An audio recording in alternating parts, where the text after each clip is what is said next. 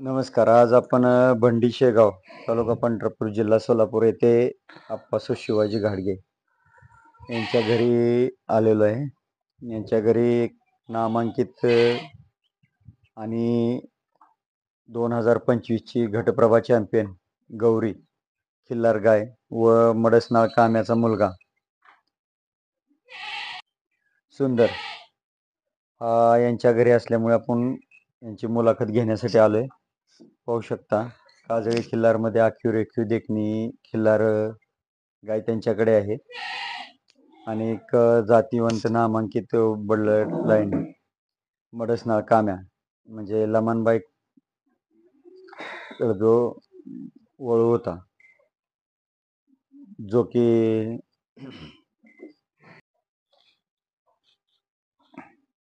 सिंगमोडका सोन्याची blood line लमनबाईच्या ओळूचा मुलगा मडसनाळ काम्या आणि त्याचा मुलगा पाहू शकता हा.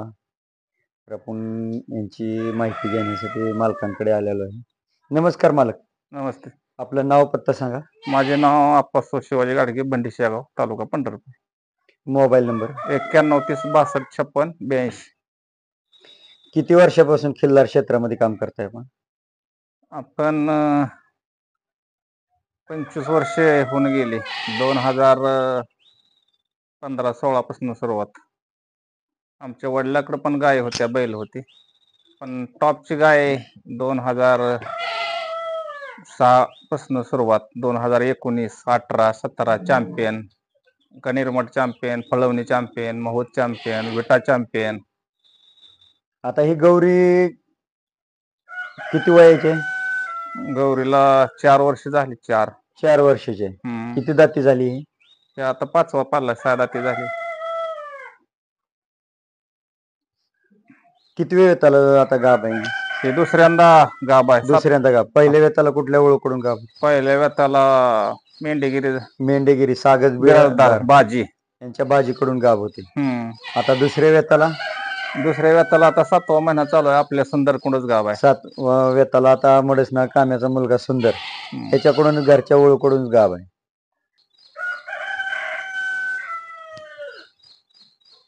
किती वेळा ही चॅम्पियन झाली? कुठं कुठं नंबर काढला हिने? महाराष्ट्रात 2023 पासून 22 पासून ते ओपन गटातनं कमीत कमी 10-15 नंबर असतील. पहिलं ओपन गटातनं कुठे कुठे नंबर झाला हिचा? सुरुवातीला कनेरी मठ 176 कालावधी त्यात पहिला घेतला होता. फळवणीत पहिला घेतला त्याच रेंज मध्ये. परत वर्षा आतील मध्ये परत कनेरी मठाला पहिलाच घेतला. परत विट्यात 150 कालावडी होत्या, आदत वर्षावरील मध्ये पहिलाच घेतला. परत भगीरथ दादा बालके पंढरपूर तिथं पण मागच्या वर्षी आदत गटातच पहिला. परत पंढरी चॅम्पियन, आदत मध्ये चॅम्पियन, पंढरी चॅम्पियनला. परत सलग 2 वर्ष पंढरपूर पहिलाच. पुन्हा गड्डे यात्रा सोलापूर तिथं पहिला. परत इंदापुरात पहिल्या वर्षी भरलं होतं मैदान, तिथं पहिलाच. कालच्या बारीन पण ओपन गटातनं तिच्या पहिलाच. नंतर ह्याला आपलं पाटणला ओपन गटातनं पहिला. पाटणला कधी नंबर आला? 2000 आता कालची 24 ला पहिला ओपन गटातनं. नंतर गणेशवाडीत ओपन गटातनच ह्या वर्षी डबल असून सुद्धा दुसरा नंबर दिला होता. गणेशवाडी, तालुका शिरोळ, जिल्हा कोल्हापूर. आणि गेल्या वर्षीची ओपन गटाची चॅम्पियन म्हणजे डबल जाऊन पण पहिला दुसरा. आणि ह्या वर्षी आता चालूला कालचं मैदान झालं घटप्रभाला ओपन गटातनं पहिलाच. 7, 8, 20, 25 घटप्रभा. तालुका गोकाक, जिल्हा बेळगाव येथे चॅम्पियन. किती दातीतून चॅम्पियन झाली तिथे? ओपन गटातनं चॅम्पियन झाली. हिची वंशावळ काय? हिचे आई वडील कुठले होते?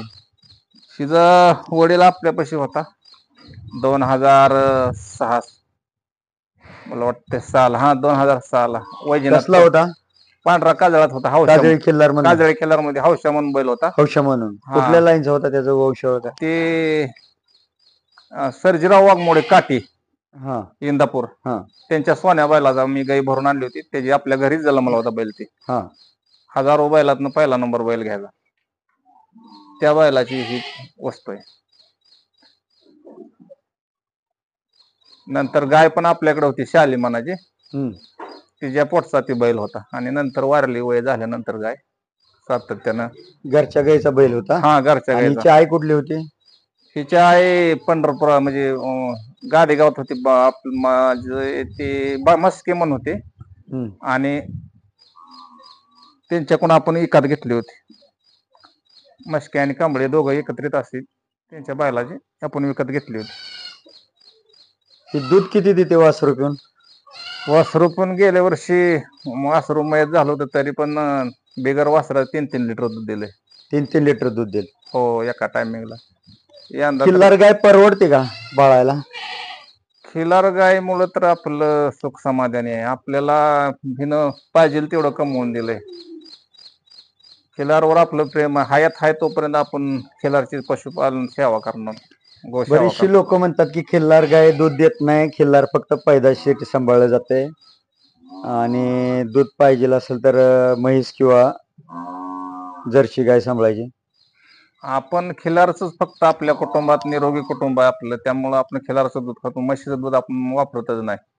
त्यामुळं सगळी माणसं एक खिल्लार गाय जर सांभाळली तर तिच्यापासून चांगली पैदास होऊन घरच्या कुटुंबाचं भागल एवढं तरी दूध निघतं का? 2 टाइम दोन्ही टायमाचं एक खिलार गाय सांभाळली तर चांगली गाय सांभाळली परफेक्ट असेल तिला पोटाला तर कमीत कमी 4 लिटर तर दूध शिल्लक राहते वासरू पिऊन घरात. आणि 4 लिटर घरात मोठ्या कुटुंब असेल तर 4 लिटर सरत नाही. आता टॉपला 1 नंबरला आपलं घर 5 माणसं असली तरी पण शिल्लकच राहते. 1 लिटर झालं तर दोन्ही टायमाला चिकार झालं पण 2-2 लिटर शिल्लक राहते. लिटर वासरू पिलं तर कमीत कमी एका साडाचं. ही गौरी किती वयाची असताना तुम्ही घेतली? ही गौरी 3 महिन्याची असताना आपण 45,000 रुपयाला घेतली होती. काय बघितलं एवढं लहान वासरामध्ये म्हणून घेतली होती? काय आवडलं होतं ह्याचं? प्रथमतः गाईचं डोकं बारकं, कांबळ कमी, दोन्ही कोण वसंत, शिंग दोरीत, चौक मोठा माखणं पसरून, पाय परफेक्ट, नक्क्या आटी चांगल्या, शिपूट गोंडा चांगला, शेपटाला गचा बारीक, परत गाईला बावरा कुठला नाही, पुन्हा गळची पण आहे त्या अर्धी बरकडी नाही, डोक्याला बारीक, कान सरळ, पुन्हा नाकाची दांडी म्हणजे परफेक्ट आणि काजळी खिलार मध्ये छाती भरपूर आणि कांबळ कमी, कसलीच कांबळ ना काजळी खिलार असून सुद्धा. आणि नाक डोळं सगळे जिथले तिथं कॅटेगरी. एखाद्या ओळीला पाय नाही तर असं पाय गेला परफेक्ट. वसन कधीच कालणार नाही. पोटाचा शेप चांगला दोन्ही कोंड, पाठीत वांदाक नाही. मागे गेलं तर बैलाला कुठल्या चौक नाही असा चौक गेला. मागच्या पोटाच्या बाजू खाली उतरलेला जाऊन काळा केस कधीच येत नाही गारव्या दिवसात. कॅटेगरी असून पण काळा केस येत नाही. पहिली गाय म्हणजे थंडीच्या दिवसात जे जनावरांचा थोडा कलर बदलतो. हो चौकावर किंवा पुढच्या खांद्यावर गुडघ्यावर थोडे काळे केस होणे, वशिंडीवर थोडे कोसवाट कलरचे थोडे केस होणे, तो होत नाही. कधीच येत नाही. ओरिजिनल हे कापड राहतंय हाय असं किती जर गारवा पडला तरी थंडीत सुद्धा जसा आहे तसा हाय असाच कलर राहतोय. आता तागायत म्हणजे आतापर्यंत तिला काळा केस झाला नाही तिच्या अंगावर. हाय असं भडकच कापड आहे तिचं. आणि तिची हायग पण करत नाही, खुराकात पण बदल करत नाही. हायच खुराक रेग्युलर चालू असते. काय खुराक देता येईल तिला 1 लिटर दूध असते, परत खपरी, मकाचा बारडा. अजून पण दूध चालू आहे? हो, दूध तिचं कधीच बंद पडत नाही. तिला दूध नाही पाहिजे आपल्याला करमतच नाही. किती जर काय झालं तर ती नसले तरच आपण आहे, नाहीतर तिचा काय विषय नाही.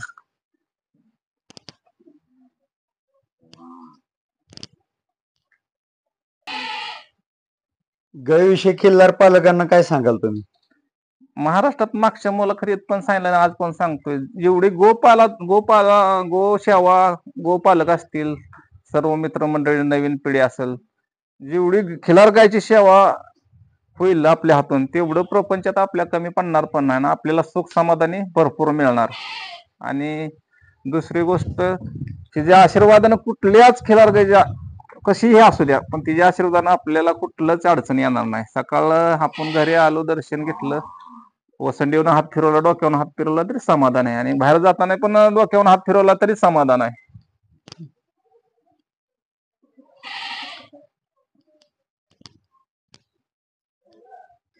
खिल्लारला इतर जनावरांच्या मनाने चारा कसा लागतो? म्हणजे कसं आहे, एखादी म्हैस सांभाळली, जर्सी सांभाळली, त्याच्या मनाने चारा जास्त लागतो, तेवढाच लागतो का कमी लागतो? सगळ्यात कमी चारा म्हणलं तर, कमी खुराक म्हणलं तर खिलार. सकाळी एक पेंडी परफेक्ट झाली आणि थोडंसं खुराक झालं म्हणजे चिकार झालं, आणि 5 वाजता एक पेंडी थोडं परफेक्ट खुराक झालं चिकार झालं. आणि पालन पोषण फक्त वेळच्या वेळेला बघायला लागतंय. त्याच्या गोमाशा असतील, आता लंपीचं सावड आहे, दुसरी गोष्ट माशा असतील, परत घाण गुण असेल, नगेला चिटकलेले असतील, ती बरं काही नाही लक्ष द्यायला लागतंय. एवढंच लक्ष करायला लागतंय, का तर आता ही महामारीचा रोग आलाय, त्यामुळे लय खिलार तेवढ्या बाबतीत फक्त जपायला खिल्लार गाय वेल्यानंतर किती महिन्याला भरवली पाहिजे, किती महिन्यानं भरवली पाहिजे? ते आता स्वतःच्या कसं असतं, प्रत्येक मालकाच्या सांभाळून असतं. गायला जर भरपूर वेळच्या वेळेला खुराक असेल तर 40 दिवसात गाय हिटवर येते. पहिल्या माझाला थांबवली तरी दुसऱ्या हिटला भरली तरी गाय सहजासहजी गाप जाते, का तर तिला परफेक्ट खुराक असते, ते थांबू शकत नाही. जे काय गायचं वेत वर्षाला होतं का रेग्युलर, जर नियमित खुराक ठेवून भरवली तर? गाय सलग आपल्याकडे शाली नावाची गाय होती. आम्ही प्रत्येक मैदान 2008-17 पासून खेळत होतो, तर सलग 5 वर्ष तिथं पंढरपुरात गाई वेलेली आपली असायची. वर्षाला गाई वेलेली आणि प्रत्येक मैदानात वेलेलं वस्त्र घेऊन असत. वर्षाला गाई वेल्याशिवाय राहतच नाही. आम्ही प्रत्येक गाई म्हणजे दरवर्षी हनुमान जयंतीला 4थ्या महिन्यातच भरवतो, कुठलीही गाय असेल तर, का तर पुरेपूर सीझन गावतो आपल्याला. गाय उलटल्या, गाय उलटून किंवा नियमित गाप जावी म्हणून काय केलं पाहिजे? गायला उलटायचा काय विषय नसतो, फक्त तिला खुराक परफेक्ट लागतंय. गाय उलटायला कायच करायला लागत नाही, फक्त बैलात थोडी जर ताकद असेल, गरम रक्ताचा बैल असेल आणि भरपूर थांबवलेला बैल असेल तर काय अडचण नाही, सहजासहजी गाय गाप जाते. फक्त तिचं पालन पोषण पोटाला भरपूर असावं लागतंय. पोटाला भरपूर असल्यावर सगळ्या रक्तवाहिनी पण चालते आणि गाय पण गाप जाते. ज्या गाय गाभ राहायला त्रास देतात त्यांना आयुर्वेदिक औषधोपचार काय सांगचाल तुम्ही? म्हणजे असं तुमच्या अनुभवात पहिल्यांदा गाय जर गाप जात नसेल तर डॉक्टरना बोलवणे, गाय चेक करणे, पहिला बैल भरलेला थोडं इन्फेक्शन आहे का गायला झाले बघायचं.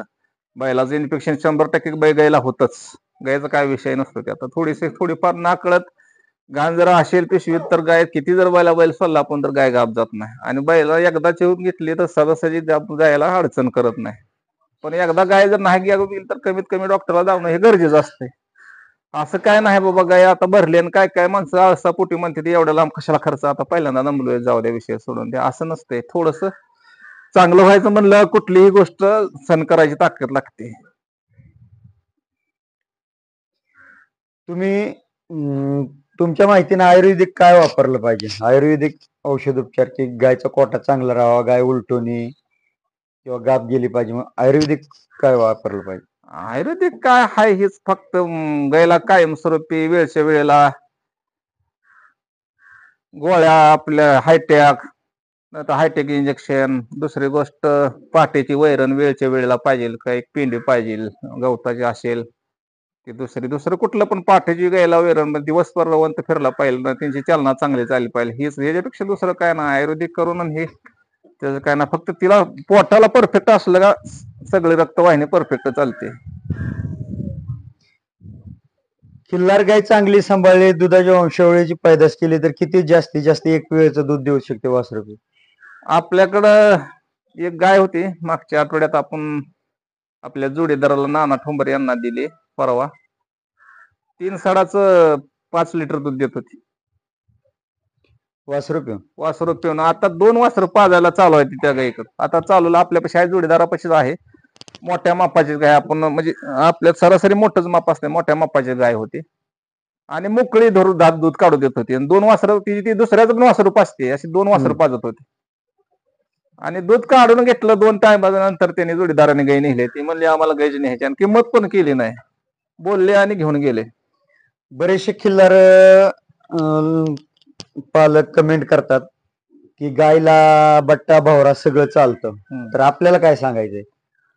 आपल्याला सरासरी चालतंय, पण ते कसं असं वंशाळीवर असतंय ना, थोडस कमीत कमी 4, 5, 3, 2 वेळात आईचं वासराला येतं म्हणून थोडस मन दुखावतं, आणि बाजारपेठेत ते वासरू चालत नाही, ह्याच्यापेक्षा दुसरं काय नसतं. पण गायला भावरा चालतोच, असला पण नसावा, असं निरोगी असावा. कुठलीही गोष्ट कसं आहे, निकोप असावा अशी अपेक्षा असते, जी जुनी माणसाने आपण काढलेलं नाही, ही जुनी परंपरा आहे. त्यामुळं सहजासहजी गाय असली तर निकोप असावा, बैल असला तर निकोप असावा. मग ज्याला हाय ते हायच, त्याचा काय विषय नाही. येणारा येतोयच, ते चालू आहे, असं काय आपण सोडून देत नाही, हाय ती सांभाळ करतोय. ह्या गाईचा चौक कसा आहे तुमच्या मते? गायचा आपल्या गौरीचा महाराष्ट्रात कुठल्या बैलाला पण चौक नाही आणि गायला पण नाही. आता आम्ही सगळी तुलना करून बसलोय, एवढ्या मोठ्या चौकाची, पाय फिट असं फिटनेस, पाय मधलं पायचं अंतर मजबूत. कधीच असं वय किती जर झालं तरी गाय असं उंदरनकीपासून मागच्या गोडमुठ गायला येणार नाही, लावणार नाही, असं हालचाल करणार नाही, फिट. पुन्हा शिंग बदल होणार नाही, हसत इकडे तिकडे झोल हलणार नाही. हे सगळ्या गोष्टी हिला देवानं घडवल्याने पहिल्यापासून आहे ती. खांडपासुळी कशी असते जनावराला? खांडपासुळी अशी मागं बरकडीला मोर्चा 3 सोडून मागं एक अर्धी असते जनावराला, ती असे चापसून बघितल्यावर लक्षात येते, आणि बाहेरनं पण लक्षात येते, वरच्या शेपवरनं ती काय झाकत नाही, तिला परफेक्ट शेप असतो. पोटाच्या खड्ड्यापाशी असते. हा, पोटाच्या खड्ड्यापाशी खांडपासुळी असते, ते कधीच झाकत नाही. या ठिकाणी असं इथपर्यंत असते. हा, शक्यतो मार्केटला ती वस्तू चालतच नाही, कोणी किती जर काय केलं तर घेत नाही ते मार्केटला. खांडपासुळीचं जनावर घेतच नाही ती. त्याला होती पण त्या मापानं, इकडे ₹1,00,000 किंमत असली तर तिथं 25,000 घेणार. असं कार्तिक वारीचा तर आमचा अभ्यास आहे पारंपरिक. दरवर्षी आपला कार्तिक वारीत मंडप असतोय. खांडपासुळीने काय परिणाम होतो जनावर? खांडपासुळीने काय आहे, ती आता पहिल्यापासून बटा धरलेला हीच बोलते ती ना, मार्केटला चालत नाही मी जनावर. ऐकले की समजा त्या खांडपासुळीमुळे बैलाला शेती कामाला ताकद लावता येत नाही, कारण ती रुतते. त्या बरोबर आहे, ताकद लावून बैल वळायला गेला की त्याला ती रुतल्यामुळे ते बैल जाग्यावर बसतो खाली. बरोबर आहे. किंवा रेस क्षेत्रात पण चालत नाही, कारण बैल पूर्ण ताकद लावून रेसला पळत असतो. अर्धी बरकडी खांडपासुळी असल्यामुळे असेल तर ती ताण येतो ना. बरगड्या रुतल्यामुळे ना हा, बैल पळू शकत नाही. बरोबर आहे, ताण येतो त्याच्यावर. बैल आरी येतो. हा, ताण येतो, अर्धी बरकडी असल्यामुळे ताण येतो. तरुण पिढीने खिल्लार कडे वळायला लागले, परंतु कसं आहे, तरुण पिढीचे भरपूर शंका कुशंका आहेत. तर तरुण पिढीने खिल्लार निवडताना कसं निवडलं पाहिजे? प्रथमतः लांबी रुंदी, दुसरी गोष्ट डोकं बारीक, डोळ्या खालच्या बाजू बारीक पाहिजे, त्या शिंग माग खालवर दुरीत पाहिजे, कानाचं चोब हे बारीक पाहिजे, इथं कांबळ कमी पाहिजे, नाकाची धार जास्त पाहिजे बारीक असून. दुसरी गोष्ट पायातला अंतर फिट पाहिजे, मागचा चौक मोठा पाहिजे, आणि लांबी रुंदी सुरुवातीला, आणि तिथनं मग पुन्हा कॅटेगरी, डोळं काळं, शिंग काळं, नाकपुडी काळी, माग शिपूट गोंडा काळा, मायांग काळं, ही सगळ्या गोष्टी बघितल्या जातात. पण सुरुवातीला माप पाहिजे. जर लांबी रुंदी भरपूर दूध असेल तर मग ज्या त्या मापानंच राहते. प्रत्येक पार्ट मग लांबच राहतोय ना, तिची तुलनाच होत नाही मोठ्या मापाची, वाढीव राहतोय प्रत्येक पार्ट त्याचा. पाहू शकता, जुने जाणकार वळू मालक यांची आपण चर्चा केलेली आहे. ज्यांना कोणाला खिल्लार चांगल्या प्रतीचं पाळायचं असेल, खिल्लार गाय खोंड, तर त्यांनी वर्ष 6 महिने पहिल्यांदा अभ्यास करा, जुन्या जाणकार माणसांशी चर्चा करा, आणि चांगल्यात चांगलं आपल्याला ज्या क्षेत्रात उतरायचे, तुम्हाला कुठल्या क्षेत्रात काम करायचे, रेस क्षेत्रात काम करायचे, वळू क्षेत्रात काम करायचे, तेरेबंदीला काम करायचे, कुठल्या क्षेत्रासाठी तुम्हाला खिल्लार निवडायचे, त्या प्रमाणात तुम्ही तशा प्रकारचं खिल्लार निवडा. कारण की वेगवेगळ्या क्षेत्रात वेगवेगळ्या प्रकारचं खिल्लार लागतं, एकच खिल्लार सगळ्या क्षेत्रात चालत नाही. त्याच्यासाठी तुम्हाला कशा प्रकारचं खिल्लार पाहिजे, मालकांनी आपल्याला वेळात वेळ काढून मुलाखत दिल्याबद्दल मालकांचा आभार. धन्यवाद मालक. धन्यवाद. व्हिडिओ आवडला तर लाईक करा, शेअर करा, सबस्क्राईब करा. धन्यवाद.